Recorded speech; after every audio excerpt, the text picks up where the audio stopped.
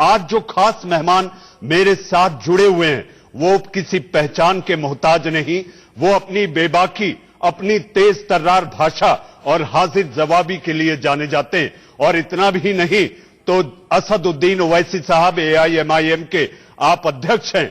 आप तेज तर्रार होने के साथ साथ आज जो आप बात करेंगे वो दिल की बातें करेंगे आप, क्योंकि आप हैदराबाद से हैं। और इस खास बातें करने के लिए आपका इंडिया न्यूज में बहुत बहुत स्वागत है जनाब असदुद्दीन साहब। आपका बहुत बहुत स्वागत इंडिया न्यूज में। असद साहब, जब से तारीख का ऐलान हुआ उसके बाद से सियासत मानो राम जन्मभूमि को लेकर फिर गर्मा गई है।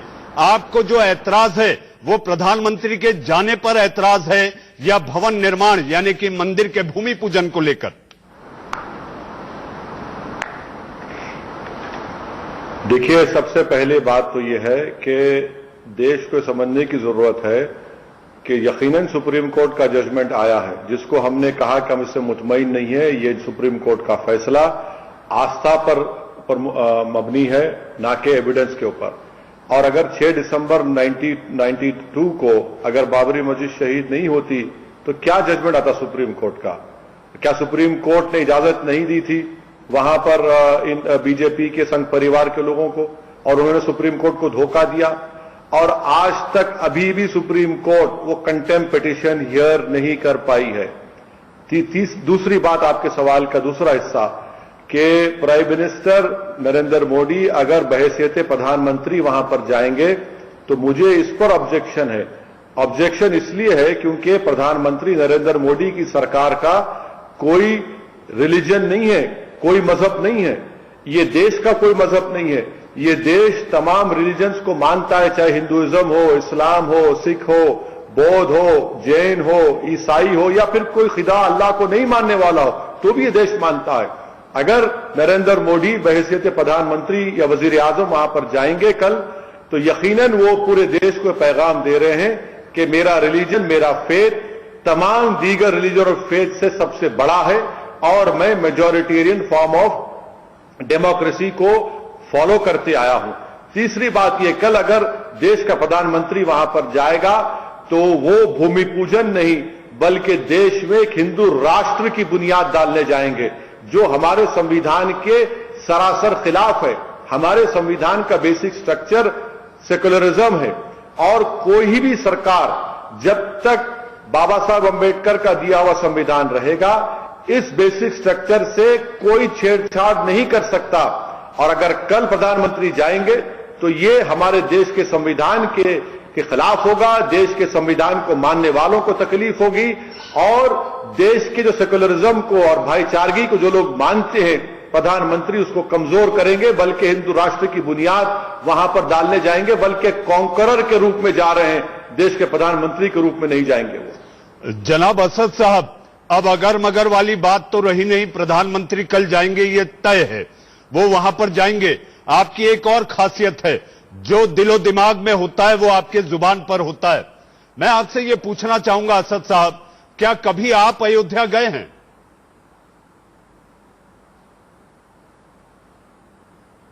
नहीं सर, मैंने अयोध्या नहीं गया हूं, बल्कि मेरे पास घर में वो खूबसूरत तस्वीर है पूरी बाबरी मस्जिद की, जो मैंने अपने ऑफिस में लगा के रखी है और मैंने अपने औलाद को और अपनी आने वाली नस्ल को दिखाता रहूंगा कि ये देखो 450 साल तक यहां पर मस्जिद थी, जिसको 6 दिसंबर के दिन सुप्रीम कोर्ट को धोखा देकर बीजेपी संघ परिवार के लीडरों ने इस मस्जिद को शहीद किया।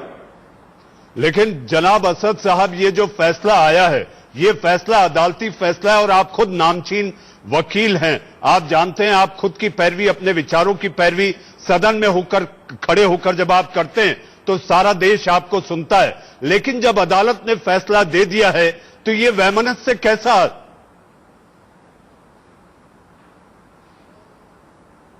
अदालत का फैसला है, अदालत के फैसले से हम मुत्तफिक नहीं है। मैं कोई गैर कानूनी काम नहीं कर रहा हूं। यकीनन सुप्रीम कोर्ट हमारी आखिरी कोर्ट ऑफ अपील है और मैं आपको यहां पर याद दिलाना चाह रहा हूं कि सुप्रीम कोर्ट के एक साबिका चीफ जस्टिस जेएस वर्मा, जो एक लीगल लुमिनी रह चुके हैं, उन्होंने कहा था सुप्रीम कोर्ट के बारे में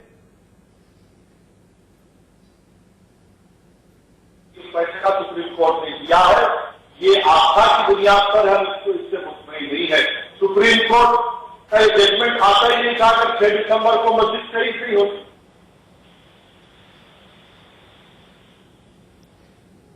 असद साहब, आपको मेरी आवाज आ रही है? आ रही है सर आपकी आवाज। जी असद साहब, आप अपना जवाब पूरा करें तो मैं आपके पास दूसरा सवाल लेकर आऊं, क्योंकि आपका समय बड़ी मुश्किल से मिलता है और मिला है तो आपसे ढेरों सवाल मन में हैं। और चूंकि आज आप हैदराबाद से बैठे हैं और आपसे ढेरों बातें करना है और दिल की बातें करना है, क्योंकि दिल में कुछ नहीं रखते आप, ये आपकी खासियत है। असद साहब, मेरा सवाल आपसे यह है कि इकबाल अंसारी साहब को पहला न्योता दिया गया और वो कल शरीक भी होने वाले हैं, आपको कोई नाराजगी या एतराज? देखिए, इकबाल अंसारी साहब का पर्सनल डिसीजन है, ये आपको उनसे पूछना पड़ेगा इस सवाल के बारे में। मैं इकबाल अंसारी की तरफ से कोई जवाब नहीं दे सकता। लेकिन असद साहब, आपने कहा कि आप अपने पीढ़ी को, आने वाली पीढ़ी के लिए एक वसीयत कर जाएंगे। आपको नहीं लगता कि आप जिस वसीयत में ये लिखेंगे वो केवल और केवल नफरत पैदा करेगी? नहीं सर, नफरत नहीं पैदा करेगी, बल्कि तारीख को जिंदा रखेगी, सच्चाई को जिंदा रखेगी और झूठ को लोग याद करते रहेंगे कि कैसे रात के अंधेरे में 22 और 23 दिसंबर 1949 को चोरों की तरह मस्जिद के अंदर मूर्तियां रखी गई। उस वक्त के कलेक्टर के नायर ने कानून को इम्प्लीमेंट करने के बजाय मुसलमानों को उससे महरूम करके वहां पर पूजा पाठ का आगाज कर दिया।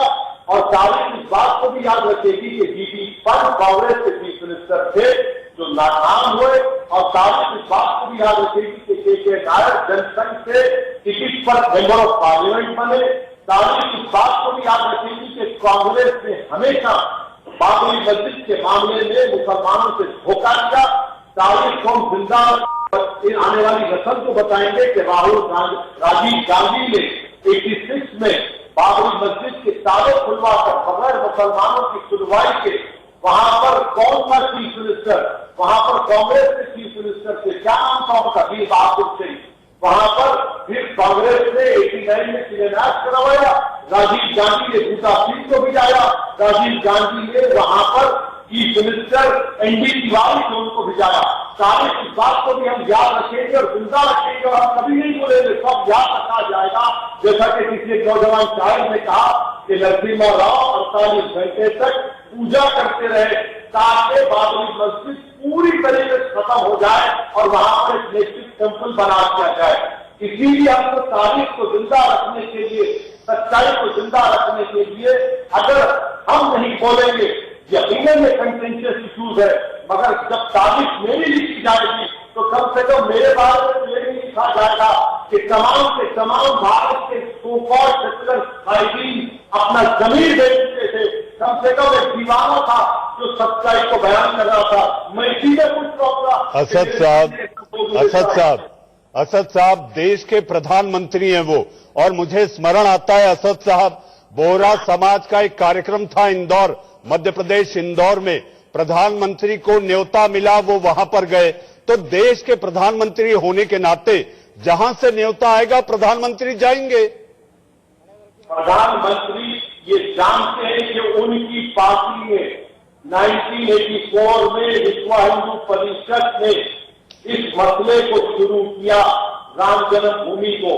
प्रधानमंत्री जानते हैं कि बीजेपी पॉलिटिकल पार्टी ने 1989 में पार्लियामेंट का रेजोल्यूशन पास करके राम जन्मभूमि की बात की। प्रधानमंत्री नरेंद्र मोदी इस बात को जानते कि आडवाणी की जब रथ यात्रा शुरू हुई तो उस वक्त नरेंद्र मोदी उस रथ यात्रा के आगे भागते थे। प्रधानमंत्री जानते कि 6 दिसंबर 1992 को बीजेपी के आडवाणी, मुरली मनोहर जोशी, उमा भारती, इन तमाम पर जो क्रिमिनल केस चल रहा है डेमोक्रेशन का, इनकी उन्होंने मौजूदगी से, इनकी रजामंदी से बाबरी मस्जिद को शहीद किया गया। प्रधानमंत्री नरेंद्र मोदी जानते कि कल्याण सिंह चीफ मिनिस्टर थे जो भारत के संविधान को। असद साहब, मेरा एक छोटा सा सवाल है जो इस वक्त मेरे मन में आ रहा है। आपने कहा कि वहां पर जाना वो सेक्युलर इंडिया के लिए खतरा है, अगर प्रधानमंत्री जाते हैं तो खतरा है। मैं हिंदू मुसलमान नहीं कर रहा। असद साहब, आप हाजिर जवाब हैं, आप हो सकता है इस पर आप तीखी टिप्पणी दें। मेरा काम है सवाल पूछना, मैं आपसे पूछूंगा। आप मस्जिद की बात करें, यह लाजिम है। क्या मैं आपसे कह रहा हूं कि मैंने मंदिर तोड़कर मस्जिद बनाई? क्या मैंने किसी मंदिर को तोड़कर मस्जिद बनाई? क्या मैं किसी मंदिर को तोड़कर जहां पर मस्जिद बनाने वाला फंक्शन में गया? तो बताइए, मिसाल दीजिए, किसने तोड़ा आपकी मस्जिद को? किसने रखा चाहिए? किसने सुप्रीम कोर्ट को धोखा दिया? और अब तक सुप्रीम कोर्ट को कंटेम्प्ट पिटीशन हियर नहीं करा है सर। 1992 6 दिसंबर से आज की तारीख हम 2020 4 अगस्त को पहुंच चुके, अभी तक सुप्रीम कोर्ट बाबरी मस्जिद के डिमोलिशन का कंटेम्प्ट पिटीशन हियर नहीं किया है। क्या मैं अपने मजहब को आप पर मुसल्लत कर रहा हूं, फोर्स कर रहा हूं? नहीं कर रहा हूं। मैं सिर्फ इतनी गुजारिश प्रधानमंत्री से अपनी कर रहा हूं कि आप देश के प्रधानमंत्री हैं, आप देश के 15% मुसलमानों के प्रधानमंत्री हैं, आप उनके भी प्रधानमंत्री हैं जो किसी मजहब को नहीं मानते। आपका वहां पर कल जाना ये गलत पैगाम देगा।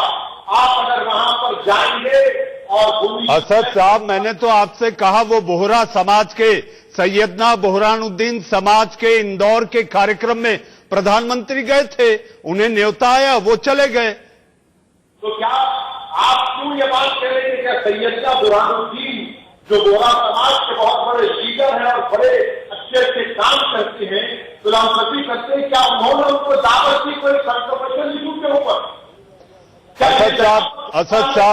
असद साहब आपको ढेरों ऐतराज हैं। जनाब असद साहब, आपको ढेरों ऐतराज हैं। मजहबी बातें कर कर केवल वैमनस्य से पैदा होगा। और गंगा जमनी तहजीब की मिसाल, राम जन्मभूमि में अगर कल भूमि पूजन हो रहा है तो मुझे केवल एक ही लाइन याद आती है, मजहब नहीं सिखाता आपस में बैर रखना, ईश्वर अल्लाह तेरो नाम, सबको सन्मति दे भगवान। असद साहब, आपने हमसे ढेरों बातें की, आपका बहुत बहुत धन्यवाद।